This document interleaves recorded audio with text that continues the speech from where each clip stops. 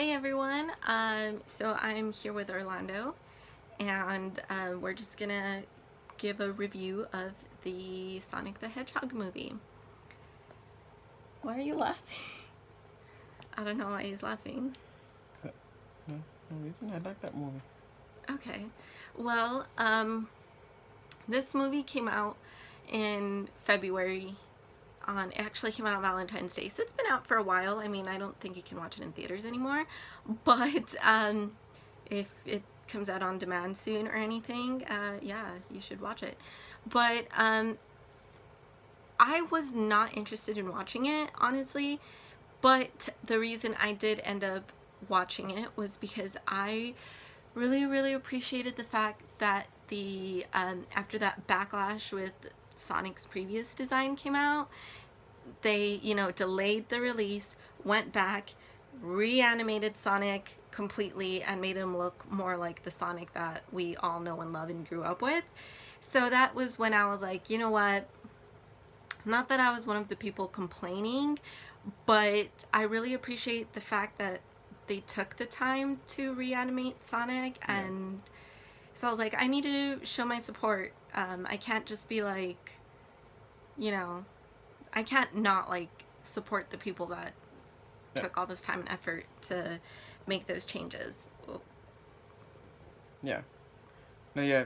I mean, I kind of grew up on Sonic, but I never watched like the little TV shows or cartoon series or all that further lore of Sonic.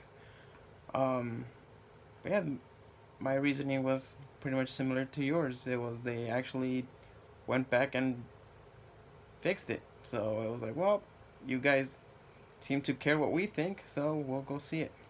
And it was actually a lot of fun. Yeah, Um, I mean, it's a movie made for kids, so don't expect like Oscar worthy performances or anything like that. But for a movie aimed at kids, it's a lot of fun, and it's not like dumbed down. It's not dumbed down like children's humor or anything like that. Um, I mean, as an adult, I had fun watching it. yeah.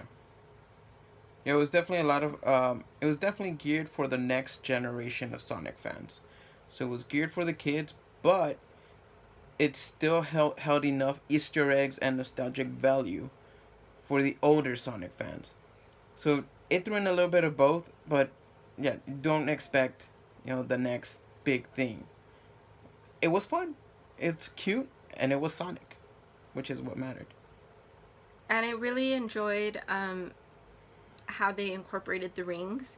Because obviously, if you grew up playing the Sonic video game like I did, the whole point of the game is like you have to collect these rings, and the more rings you get, the more points you get. And so I thought it was really clever how they incorporated the rings in the movie instead of just being like, "Oh, I'm Sonic and I'm gonna collect these rings." It's like they're a part of his story, but it wasn't just like a movie about him collecting the rings. Yeah, oh, yeah, definitely. That was good. That was a really smart way of incorporating them, and it kind of gives you more background into who he is. Um, and at first I wasn't sure how to feel about Jim Carrey as Doctor Robotnik, because if you play the video games, Doctor Robotnik does not look like Jim Carrey at all. But after watching him, I think that's the most fun I've seen Jim Carrey have in a role in a long time. I don't know what's happened to the Jim Carrey style of acting, but this time it was back and he went for it.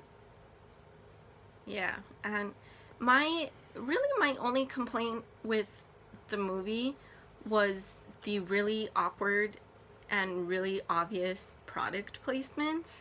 It was just like, why? Like, not even subtle.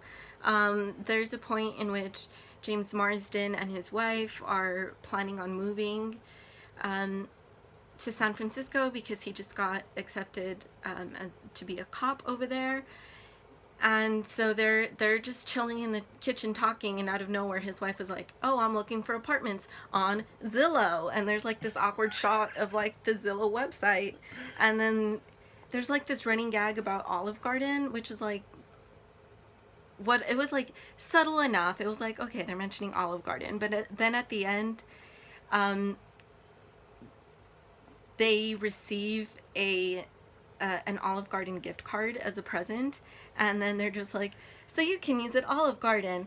Man, the endless pizza and not endless pizza, those And those endless breadsticks. salad and breadsticks or whatever is like the best. And it's just like, there's, you mentioned Olive Garden, I don't know how many times in the movie. There was no need to like go that deep with it.